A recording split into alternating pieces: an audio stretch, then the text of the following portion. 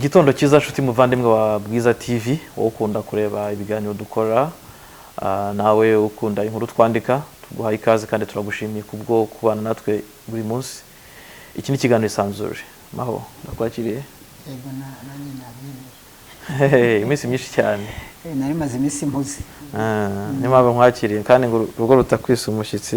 Ntabwo ari ubukunzi. Uno kugaragara ko kunzwe. Amakuru y'imisi maho. Amakuru ni meza. Ndashima Gitare. Ndashima Imana. So ndaza kumbwira ngo Gitare umukono. Oya. Yose wayishima byo bitwaye. Ukoze ko inka yari mu kintu cyari higize ubutware bw'u Rwanda. Yagize ubwami. Ariko kera n'ubu ngubu inka ni ikimenyetso cyiza. Uzarebaho gahunda ya gira inka yatangijwe na Nyakubahwa Perezida wa Repubulika yitangiriye, ubona ko u Rwanda rufite imyubakire ituruka kwa kiriya kintu. Rero ntabwo wavuga oya, ahubwo vuga ngo ubuzima bw'abanyarwanda bushingiye ku nka.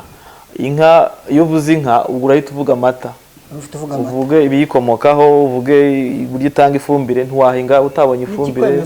Ubushobozi cyangwa se ikimaze mu buzima bw'abanyarwanda, uzareba umuntu arakira akabona amafaranga, yajya kugira igihe cy'amasaziro akakubwira ngo ngiye kubaka inzu y'amasaziro, ngo hanyuma nkore ifamu, njye kororeramo. do kubona ko ni ikintu kigize ubuzima bw'abanyarwanda. No mu bimenyetso nyine by'ubutware n'ubuyobozi, inka cyari ikimenyetso cyabaga mu bwami.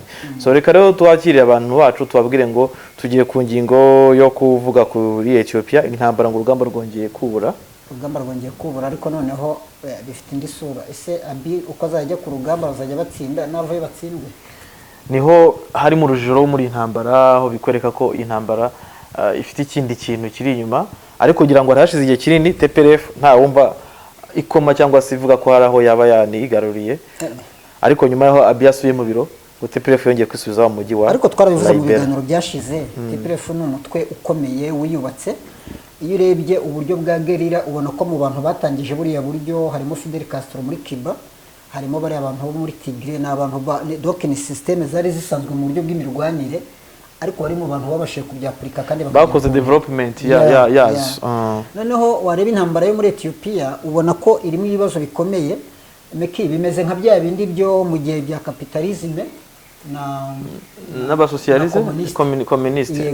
Kuko wajyaga kubona ukabona dufite intambara muri Afrika, muri Angola kwa Jonas Savimbi, ukabona muri Afghanistan no mu bindi bihugu, ukabona abanyamerika n'abasoviete ntibashaka kurwanira iwabo, ariko ukabona barimo bararwanira muri ibyo bihugu. None birebye rero ubona uburyo power y'isi, uburyo muri iyi minsi imeze, ubona ko Abarusiya n'Abashinwa na Irani na Leta Zunze Ubumwe z'Abarabu bameze nk'abantu bari kumva ibintu kimwe, ndetse na Korea y'Amajyaruguru. Hanyuma Abanyamerika n'Abongereza n'Abafaransa, doko urabona ko ku isi yongeye kuboneka parite ebyiri. Nkabona rero ko bose barimo batera ibibazo muri Ethiopia, kuko ni uruhare bafite muri iyo ntambara bose uko ari ibyo bice bibiri.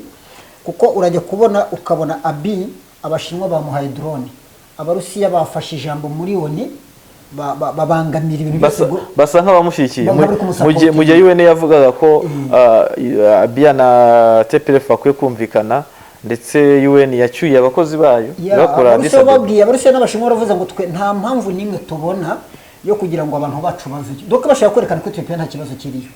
Ukabona rero ibyo bintu ubwo buryo bw'izo power ebyiri ziri ku isi ziri guhanganira, kandi Abanyamerika nabo ntibari buze kureka TPLF, ntabwo nuze kwirika kuko bafite nyuma. Niba irekura baza batsinzwe, kuko Ethiopia ni nkuko nabivuze mu minsi yashize, ni kimwe mu kigega cya Afrika, cyangwa se ni hamwe mu hantu wavuga ngo ari strategique mu buryo bwa diplomasi no mu buryo bwo kuba waje, kuko ni igihugu kitigeze gigira koloni muri Afrika. Urabizi ko ari cyo gihugu cyo muri Afrika kitagize ubukoloni.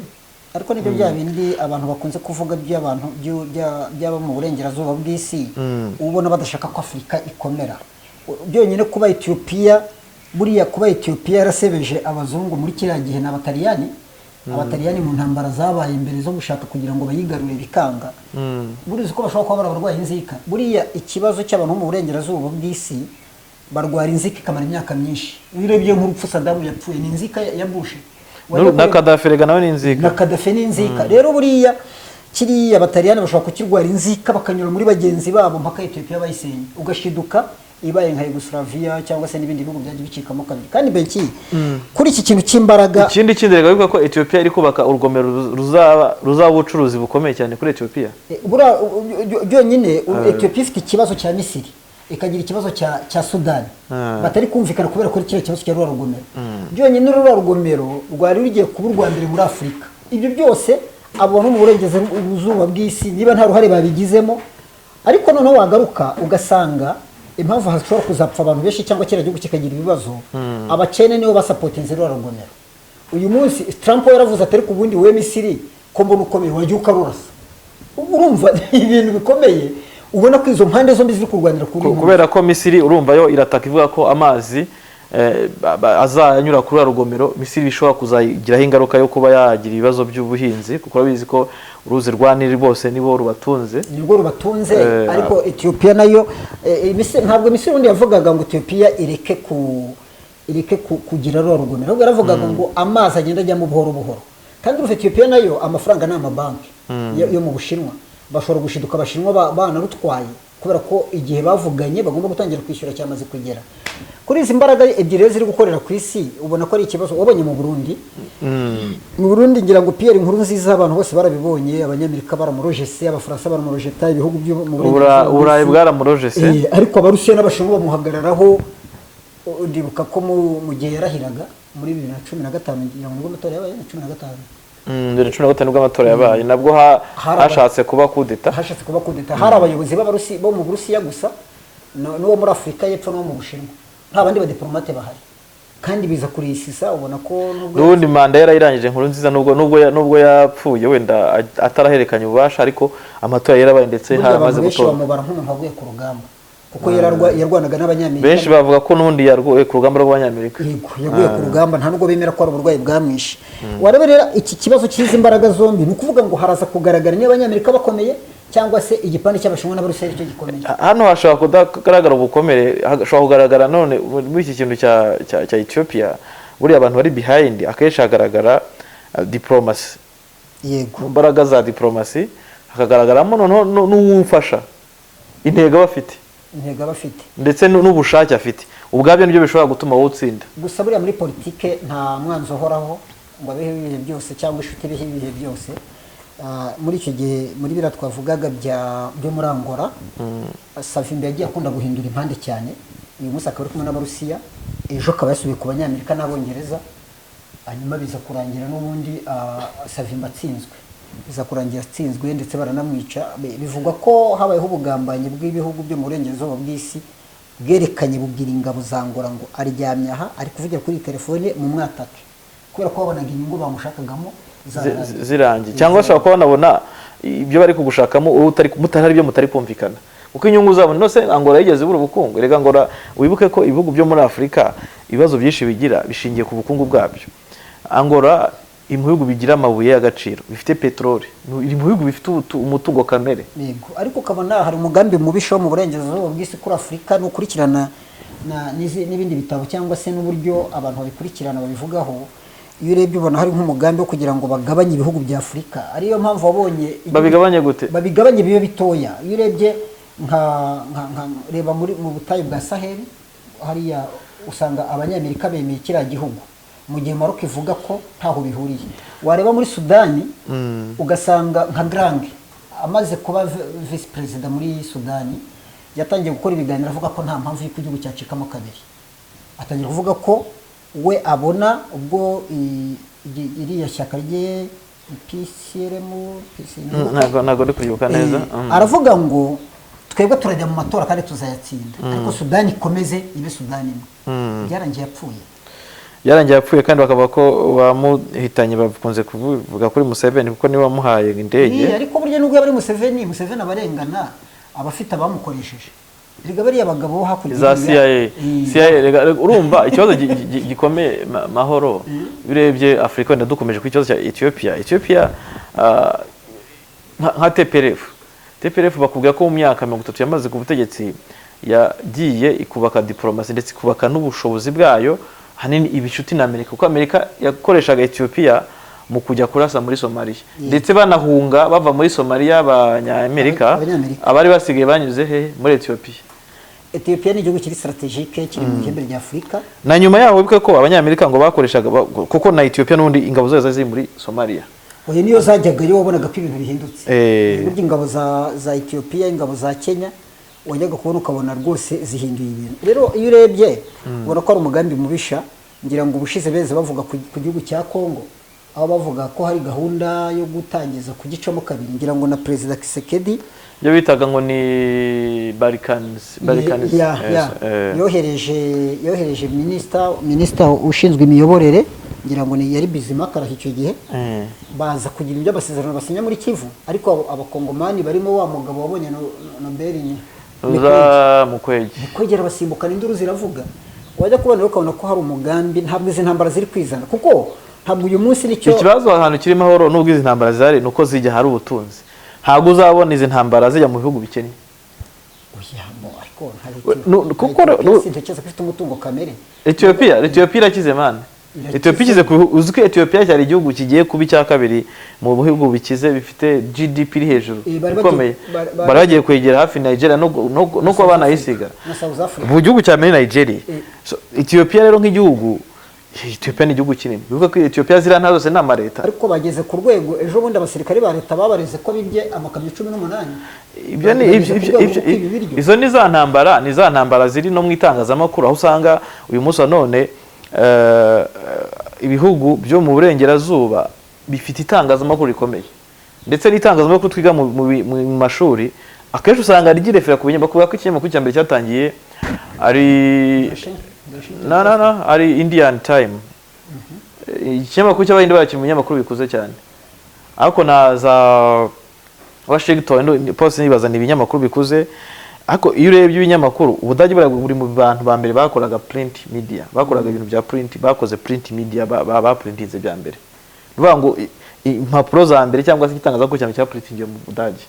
Wabireba rero ukareba ugasanga Western media, uvuze ukavuga ibinyamakuru byo mu Faransa, ukareba ibinyamakuru by'Abongereza, ukareba ibinyamakuru by'Abanyamerika, ugasanga ni ibihugu bikoresha media zabo ko zifite influence ku isi. Zifite influence ku isi. Ariko noneho wajya no kureba erega Abanyafurika ari ikintu kimwe bakwiye gukora, nubwo wenda na Gaddafi yabibabwiye akabizira, cyangwa n'abandi bagiye batekereza ibyo bitekerezo, ba Thomas Sankara n'abandi bafite uburyo kuvuga ngo Abanyafurika bihuze. Ubushize neza nsoma ari ikinyamakuru neza nsoma bavuga ngo Afurika yaramutse yihuje yose, ngo nibura ngo yabifite ubushobozi nk'ubwa leta y'Ubufaransa, doke ngo cyahinduka igihugu cyajya gifasha ibindi. Ariko wajya kubona akantu kose kajyanye no kwihuza ntibashobora. Oya n'ikindi kintu urebe Abanyafurika bose, urebe ibihugu bya Afurika byose ubu muri gihe cya COVID-19 nta kimwe kitongereye ideni. Ayo madeni yabaye menshi, nta kimwe kitongereye ideni, uhereye no ku gihugu cyacu ukajya mu bihugu bindi byose, ukajya muri East Africa. Iwacu hano bavuga tugeze kuri 71% hari igideni. Miliyari 8 ari umunyapolitike mushyashya w'umwana wese uvuga ati aya mafaranga ntabwo igihugu cyayishyura. Kizabuzwa cyayafashe kitazishyura, cyarifashe kitazishyura. Ibyo byo ni ibindi buri gihugu cyo kibikora kizi ko kizabishobora. Wajya kubireba impamvu y'amadeni yongera ni iki kibazo cya Covid. Nyine urumva mahoro, reka nkubwize nkwereke ukundi ikibazo kimeze. Benshi bibeshya ko bajyaga bako muhanuzi ngo hari intambara y'isi ya kabiri ya gatatu, bose bagahora bavuga ngo guerre mondiale ya gatatu ngiraje, babona Korea na Amerika bihanganye bati guerre mondiale ya gatatu iraje, babona Abarusiya n'Abanyaburayi barebana cyangwa n'Abanyamerika bati birongeye. Ndetse benshi urabona ko nk'ari yakira kibazo cya Ukraine n'Uburusiya, Amerika urabona ko mu minsi ishize yari imiha gasopo Abarusiya, benshi bakabona ko hagati ya Amerika n'Uburusiya bizahurira muri Ukraine. None birongera biba muri Syria ubwo Abarusiya bari ku ruhande rwa Syria na za Turkiya, Amerika noneho bivuga ko iri gukoresha inyeshyamba kugira ngo bakureho ubutegetsi bwa Assad. Birangira Amerika cyo kusa nkaho itsinzwe, bigakusiriya yabaye umusaka. Abenshi bavuga ati ni guerre mondiale. Wareba ugasanga ubwo noneho guerre mondiale dufite uyu munsi none ni Covid, ni ubukungu. Oya ni Covid man, ubwo Covid ikintu cyambere kirasi yashyize hasi ubutunzi bw'abantu, noneho hazamuka abantu bakomeye n'udatse bakomeye, haza za influence. Benshi barapfuye. Kira twavuga cyo n'abaopozeye gutega ngo hapfuye abayobozi. Kira twavuga cy'Abarusiya kugira ngo urusesengurukara mu bihugu hirya no hino, wasanga hari n'abapozi barapfuye uriya abayobozi bajya gupfa abapozi aribo bagiye kuri ya pariti y'Uburusiya n'Abashinwa bari kugenda bagira influence ku isi. Ejo bundi ngira ngo twarimo hano turi gusesengura ikibazo cyo muri Libya n'umuhungu wa Gaddafi, ariko nyuma yaho bamukuye ku rutonde, ariko bivugwa ko Abarusiya bagize imbaraga mu kugira ngo agarukeho, yongera agaruka muri Kayibuke ko Abarusiya mu minsi yashize aribo bari bafite ntuza Wagner yari yakoreraga babacanshuro babo babaga hariya, ku buryo ubona ko Abarusiya rero bari gushaka cyane ko Abanyamerika bamaze gufeiringa, barafeirinze muri Libya.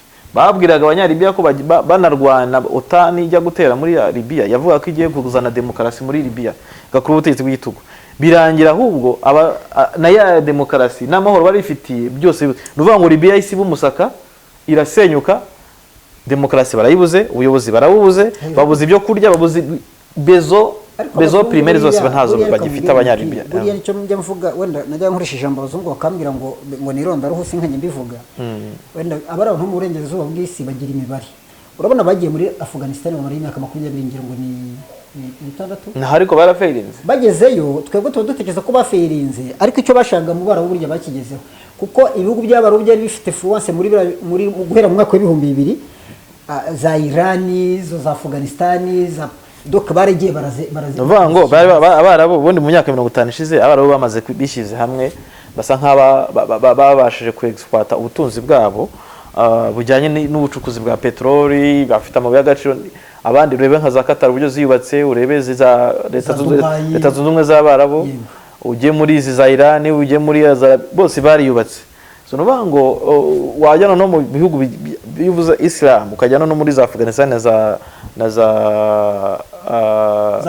za Pakistan, ibihugu byiyubatse ku buryo byexploita, kandi muri Afghanistan habayo naho ubutunzi, umutungo kamere, bafite umutungo kamere mwinshi. Ni nacyo twavugaga buriya ikibazo gihari nk'iro byo muri Libya, ubona ko nari nyivuga nuvuga ngo kwishyiramo kw'abarabu akenshi bino bihugu byo mu burengerazuba bishaka kugira ijambo muri ibi bihugu, gutegeka. Abenshi banavuga ko Amerika ari umupolisi w'isi, ari iki, ariko babatebya, ariko bafite ibyo bavuze. Noneho wanareba amahoro ukareba ko kwa mugani wawe ubundi gushaka kuzuza igitekerezo cyawe, icyo bashaka bakigezeho, kubera ko iki basize umwiryane muki. Uyu munsi none abatalibani bakubiswe bakagenda bakamara imyaka 20 mu misozi, niba bagarutse uwari uri mu gihugu nawe ntazigera atuza, kuko umutalibani aho yari icyo gihe yarahigwaga. Ibaza ko umutalibani azamworohera. Uyu munsi none abantu bakuye ubutegetsi bwa Gaddafi bavuga ngo Abanyalibiya bagiye kubona amahoro. Ibaza ko Abanyalibiya ubwabo iyo bagaruye batekereza gute, bakunda uwo muntu wabakoreye ibyo bintu n'uwabigezemo hari wese. Ubu noneho Loni ishyigikiye uriya mu General Haftar ni wishyigikiye. Abarusiya nabo n'Abashinwa bashyigikiye Islam Gaddafi, ariko ukabona bakavuga bati uko byamera kose abantu uriya muhungu ashyigikiwe n'abantu bose ba kera bazi se, bavuga bati uko bisa kose uyu mwana, kandi uriya muhungu papa we ngo yagiye amuha imbaraga kuva mbere. Uriya muhungu niwe wakinaga diplomasi ya se, bavuga ko ubundi ngo yakora umwanya nk'uwa minisitiri w'intebe. None bakavuga ngo ni umuhanga yagiye aresolvinga ibibazo byinshi muri Libya. None bakavuga bati nibura aramutse agiyeho ashobora gukora mu mwuka wa sivyo akongera akagihuza, ariko nabyo biragoye kuko General Haftar nawe nibwo yatsindwa ntazava hariya. General Haftar sakoreshwa nandi intwara zigura he? Rega abazungu cyangwa se country puissance, ibihugu bifite power country bafite imbaraga, bafite uburyo bwo kuvuga ngo we tuguhaye imbaraga uyu munsi, ariko bafite n'uburyo bwo kuzikwaka. Ni nkuko abarokozi yazwumva Imana ngo itanga imbaraga, atanga n'umwuka wera, ikishatira bitwara amahoro. Tugarutse muri Ethiopia rero, tujye muri Ethiopia. Minisitiri w'intebe yasubiye ku rugamba. Asubiye ku rugamba rero, ngira ngo wenda byose twavuga nibigaragaza uburyo hariho neocolonialism mu bihugu bya Afrika isa nkaho ishaho garuka, ngira ngo abasesenguzi benshi banabigaruka. Abenshi bagaragaza ko intambara muri Ethiopia yagaragaje ko Afrika n'ubundi still ntagira bumwe. Ahubwo ubona ari ubukoroni bundi bwagarutse mu bundi. Yego, bavuga ko ari colonialism iri hari, none bakongera bavuga bati iyi ntambara kuba byonyine iyi ntambara muri Ethiopia umuryango wa Afrika yunze ubumwe utaragira ikintu na kimwe uvuga kugeza n'uyu munsi. Why Afrika yunze ubumwe itaragira statement cyangwa se ikivuga kuri guverinoma ya Ethiopia? Erega dore mpamvu bigoye. Ubu uyu munsi iyo urebye uburyo urugamba ruhagaze ntushobora kwizera umuntu uzatsinda urugamba. Ikibazo gutsinda, ikibazo ni ugukurikiza amategeko. Oya, amategeko se barayafite. Nuza amategeko Ethiopia ariko ntuzi ko ibihugu byinshi ku isi byatoye bifite mu mategeko yabyo yuko umuntu wese urwanyije ubutegetsi aba yishe itegeko shinga. Ibihugu byose ku isi ngambwira niba umuntu yishe itegeko shinga, buriya abayobozi ba Afurika uzi ikintu bategereje, bategereje uri butsinde akaba bajya bavuganira bakavuga ati congratulation. Nuko biba bimeze. Ntuzi ko abanyamerika bafashe Joseph Kony bagashyiraho amafaranga bakavuga bati Joseph Kony dutanze amafaranga bohereza n'abasirikare. Uyu munsi Joseph Kony agize imbaraga bakumva afashe Kampala, nta nubwo wakongera kwibuka biriya bintu yuko bigeze bamurwanya. Ni ikibazo usanga kiri mu nyungu za biriya bihugu byo mu burengerazuba bw'isi, aho bari kuvuga bati none minisitiri w'intebe yatsindwa. N'ikindi kibazo kiri muri Ethiopia, ari umunyagana ejo nabonye watembereye muri Ethiopia, atembera za Addis Abeba, nawe yarimo yibaza ati wayi iyi munsi none Afurika yunze ubumwe idafite ikiri kuvuga. Yatembeye Addis Abeba agaragaza ati fake we yari yitevuye ati reka ndebe, yari nawe video witwa Wode Omaya n'umunyagana, n'umu YouTubers akunze kuzenguruka mu bihugu byose byo muri Afurika. Rero ajyayo rwose hashize iminsi mike avuye muri Ethiopia, nta nubwo icyumweru kirashira, agenda agaragaza uko Ethiopia imeze, activite zirakomeje maho, activite ubuzima n'ubusanzwe. Akibaza kubera iki umunsi none Ethiopia ibihugu bicecetse, ku cyuyu munsi Zambia yabaye mu bihugu bya mbere byo gukura abadiplomate n'abantu bayo mu gihugu muri Ethiopia. Ukibaza hanga bamwe baravuga bati abanyafrika ubwabo baragambanirana, abazungu nabwo n'abanyaburayi ntitukanabarenganye, ahubwo bo baca muri twebwe no mu bugambanyi, ugasanga agendiye kugambanira amahoro ngave ku butegetsi. Reka utangambaniye nandi wabo bo rega reka nkubwira ikibazo cyawe. Ariko ukoze mukuri wabiki, ariko ukoze mukuru abanyapolitike bashatse gukora mukuru by'abagenzi gute. Sabo ba Thomas Sankara yagambaniwe n'umuvandimwe we Blaise Compaoré yakoze kudeta akavuga ngo ibitekerezo bya Sankara genda uyobore, ariko abazungu abafaransa baramuhamagara muga ati no turashaka ko bigenda gutya. Rero sometimes tuba tubarenganya. Ubushize Gaddafi azana igitekerezo cy'uko Afurika ikwiye kwiyungika bimwe, uzi ko yavuga ati dukore satellite yacu, dukore faranga rimwe, dukore banke yacu, yemeza n'amafaranga ari bushyiremo. Ariko nagiye kubona mbona ukabona ngo Thabo Mbeki ari president wa South Africa aravuga ngo ntabwo turagera igihe cyo kugira ngo Afurika yigenge, ngo ahubwo tureke imiryango za SADC, East Africa, za ECOWAS n'indi miryango ngo ibanze yiyunge, ngo nimara guhuza iyo miryango y'ubucuruzi n'imiryango y'ibihugu by'ibituranyi ngo nyuma ngo aribwo bizongera bihore bikora Afurika yunze ubumwe. Ariko nkamushyigikira nanjye, none se nkubazemaho ubundi wakora Afurika yunze ubumwe gute na East Africa ubwayo idashoboye itumvikana? Aho igitekerezo cya Thabo Mbeki kigena cyumva kuki tumvikana nyene ikikwereka aho ngaho mbwira niba imiryango ubwayo mu turere mu karere muri region itari kubasha kumvikana. Tuba turugere nk'uyu munsi none muri akarere kacu, akarere kacu ibihugu Uburundi n'u Rwanda ntibicana waka, harimo ikibazo cya kiwenda kiri gukemuka. Rwanda na Uganda ni uko ujya kure usange Uganda nayo na Kenya mu minsi yashize byari uko, ugiye kure usange Kenya na Sudani y'Amajyepfo niba atari Somalia naho byari bifitanye ikibazo. Ugasanga mu karere ugiye kure Ethiopia ifite ikibazo na Misiri na Sudani y'Epfo na Sudani yose na Somalia banza bitameze neza. Somalia ni imeze neza. Urebe no mu minsi yashize wenda nuko ABR yagikemukiye na Eritrea bari bafitanye ibibazo cyo gisa nk'ikiva, ariko nurebe jya muri SADC naho ni ibibazo. So oya SADC bisa nkaho ari umwe bo nta conflict zirimo, ariko ubusange harimo naho mu majyepfo ari umuryango kwa bagoyitana n'uriya bagoyitana bo muri ntuza muri bayita ECOWAS uvantu bari makude tabiri naho ntabwo byoroshye. Uribaza ahantu byigeze kuba ni muri Senegal, hari hagati hari Senegal na ntuza na za Niger na za Mauritania na za Namibia, aho babwiye ntuza Namibia bati wewe ntuzana utava uriya yajamye nutasohoka ugende, bari bageze hafi bagiye kumwikoreraho. Urumva ubwabo hari uburyo bo bashyize hamwe. Urumva no kuvuga ngo urakora Afurika yunze ubumwe nkuko Gaddafi yabishakaga, iyi miryango ubwayo itarabasha kwiyunga. None se kabwire bigiye passport ya East Africa yavugiwe reba uyu munsi igihe gukoresha irangamuntu muri East Africa byabereye, u Rwanda na Uganda bakayikoresha, Uburundi na Tanzania, Ubanza na Kenya.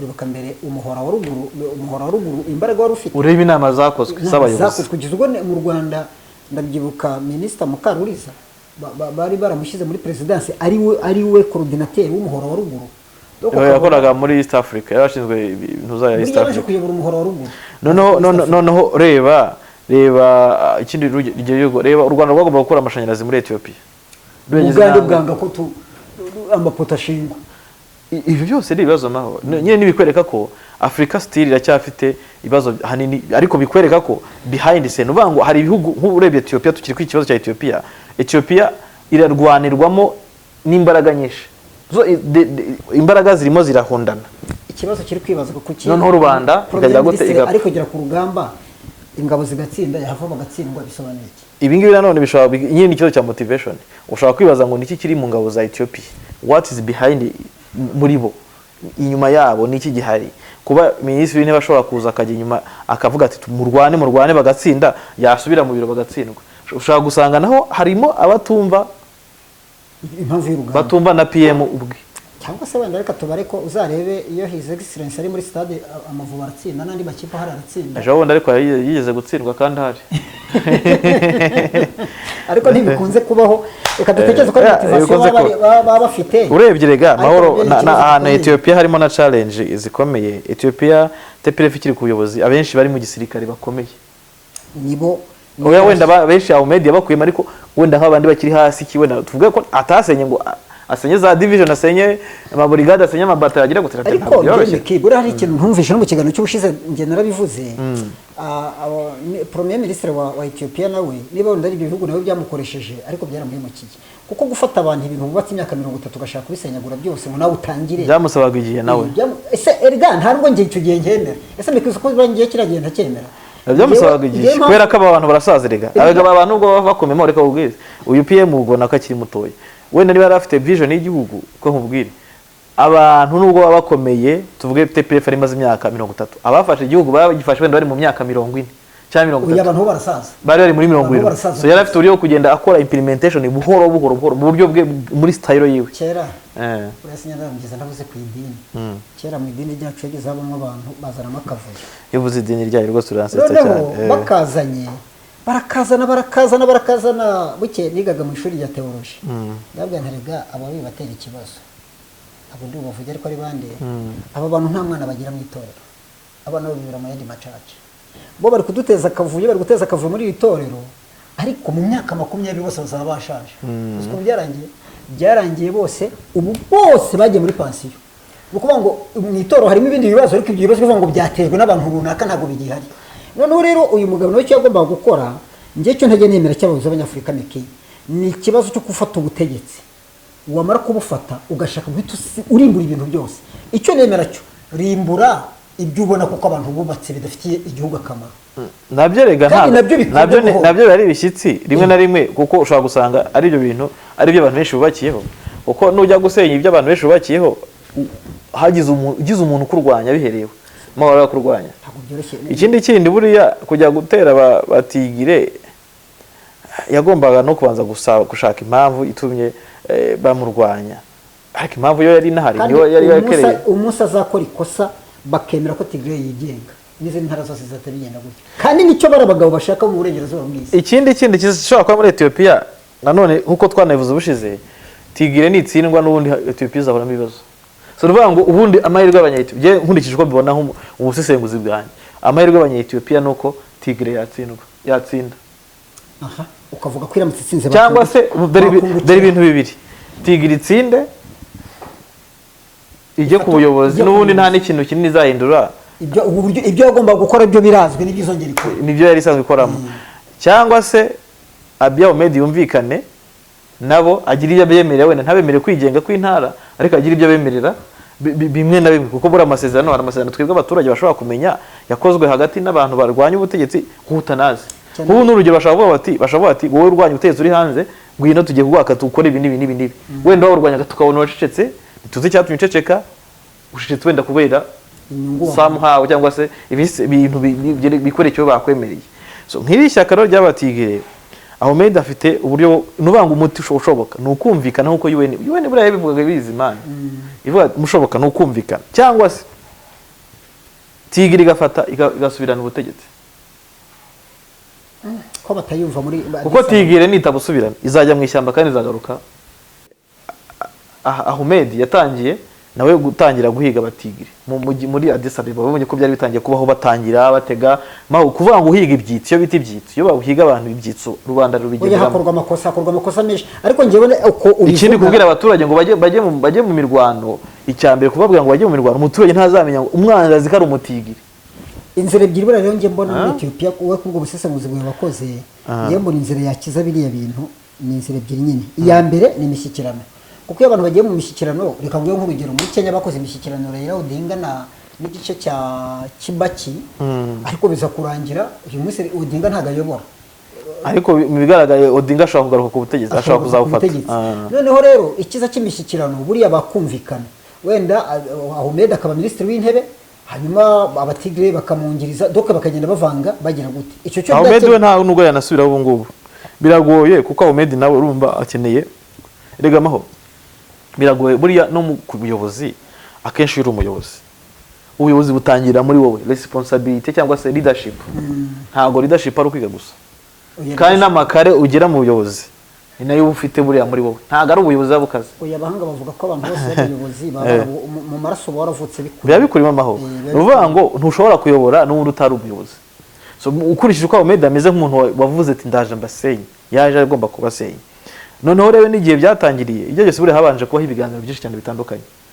Kuvuga ngo Ahmed azicana yumvikane nabo Prime Minister wa Ethiopia biragoye cyane. Ese baretse Tigiri kigenga kamera nka Eritrea maho, none niba byemera zira ntaza amuhara za Afari, zira ntaza zose zizasaba kwigenga. Nuvuga ngo yaba ari challenge ndetse yaba ari n'agahinda kuri Ethiopia, nk'igihugu cyari kimaze kwiyubaka gifite ubumwe, kumva ngo intara zicitse maho rega gucikamo kabisa ku gihugu si ikintu cyoroshye. Unarebe natwe ibibazo byatuwe nk'abanyarwanda mu gihugu ubwo abakoloni bacaga u Rwandamo ibice bakatwara ubutaka bwarwo. Uyu munsi none ubutunzi bwose birirwa barwanira buherereye muri icyo gice abazungu batwaye. Fata igice cyo cya Kivu y'Amajyepfo, fata y'Amajyaruguru, hose hari u Rwanda, ongereho kugera za hafi za Mbarara, ugera ushyiraho za Karagwe, muri Tanzania. Aho hose u Rwanda iyo ruza kuba ruhafite naho abanyarwanda bakize. Uzi ko kira gice kera, uzi ukuntu ubutaka bwabo bwera, mbona ufite ibyiringiro ko kira gice kizagaruka. Biragoye cyane, ntabwo byashoboka, ibyo ntuzabitegereza. Ubwo nawe ushaka kuzana barikanizasiyo mugani w'abakongomani, ibyo biragoye. So maho rero urumva mu Ethiopia harimo ibice bibiri, wenda dusa nk'abagera ku musozo. Bigaragara nuko Ethiopia harimo challenge kumvikana n'abatigire. Abiy azatakaza ubushobozi, imbaraga. Urumva ikibazo kirimo, guverinoma izatakaza imbaraga. Nanone kugumya guhangana nabo ashobora kuzatsinda, ariko bikagira ingaruka mu gihugu. Hari ubukungu deja already bwamaze gusa nk'ubusubira hasi. Ikindi abatigire bashobora kuzahunga bakajya mu misozi, bakazajya none bahora bamutera batera ibitero shuma ku gihugu gishobora kutaba stable. Ikindi cya gatatu nuko abatigire bo bafashe igihugu igikubwanye, mbona ko bishobora kugarura amahoro, cyangwa se bashobora gukomeza cyane ko nabira turi kuvuga abantu bavuga ngo Ahmed yagiye ku rugamba baratsinda. Bivuga ko batigre ubundi batigeze barwana, bo babonye ko ingabo zizanye izindi mbaraga, babona ko bazanye indege, bahita bahabwa amabwiriza, baravuga ati imigi yose ni mu isokero, kuko bakavuga ko umugabo w'ingabo zabo yarebye, kandi uriya mugabo w'ingabo zabo bafite imyaka ngira ngo muri za 70, ariko niwe n'undi wari umugabo w'ingabo muri cyangiye bakoraga ubutegetsi, niwe yabaye n'umugabo w'ingabo za Ethiopia. Aza kugira nibazo ariwe niwe muntu wanarwanyije bantuza ba Eritrea imyaka 10. Ni nacyo yapfuye na minisitiri w'intebe wabo yapfuye witwa Zenawi, kuko ngo we yaravangurika dufate Eritrea, dufate umujyi dushyira ubundi buyobozi. Zana bakavuga ati cyo n'inkenera ukumvisha perezida wabo ko turi hejuru ye, reka duhagarike intambara. None bagira ibibazo, ariko bavuga ko strategy yakoresheje ariyo kugenda ava mu birindiro, nta n'ingabo yapfushije.